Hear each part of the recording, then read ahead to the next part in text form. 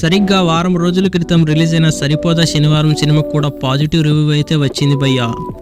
మరి block buster తోపు cinema అనే రేంజ్లో కాకుండా ఓసారి హ్యాపీగా చూసేయొచ్చు అనే టాక్ మాత్రం వచ్చింది. కొంత కత్తెరకు పని చెప్పుంటే మాత్రం సినిమా బ్లాక్ బస్టర్ అయ్యేదని చాలామంది అభిప్రాయపడ్డారు. ఒక్క రన్ టైం విషయంలో తప్ప సినిమాలో చెప్పుకోవడానికి పెద్దగా తప్పులేం కనిపించలేదు. ఇక నాని, ఎస్జే సూర్య ట్రాఫిక్ పర్ఫార్మెన్స్కు అసలు ఫిదా అని ప్రేక్షకుడు లేరు. ఏమన్నా యాక్టింగ్ చేశారా? అసలు కొన్ని సీన్లలో గూస్ బంప్స్ తెప్పించారు భయ్యా. అసలు వివేక్ యంత్రియా లాంటి క్లాస్ డైరెక్టర్ ఇలాంటి మాస్ అవుట్పుట్తో వస్తాడని ఎవరు ఎక్స్పెక్ట్ కూడా చేయలేరు.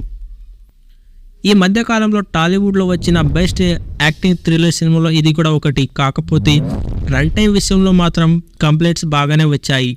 తొలి రోజు 25 కోట్లు కొల్లగొట్టిన ఈ సినిమా వారం రోజుల్లో 70 కోట్లకు పైగా కలెక్షన్ను కొల్లగొట్టింది.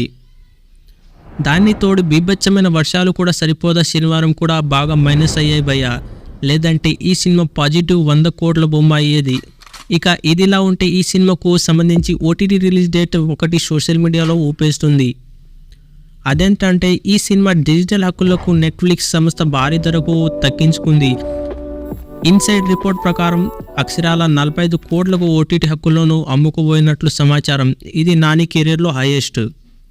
ఇక సెప్టెంబర్ 27 నుంచి ఈ సినిమా ఓటీటీలోకి రాబోతున్నట్లు సమాచారం. ఇందులో నిజమేముందో తెలియాలంటే అఫీషియల్ ప్రకటన వచ్చే వరకు వేచి ఉండాలి. ఇలాంటి మూవీ అప్డేట్స్ కోసం మన ఛానల్ను సబ్స్క్రైబ్ చేసుకోండి. అలాగే పక్కన ఉన్న బెల్ ఐకాన్ని ఆల్ అయితే పెట్టుకోండి. Thank you for watching.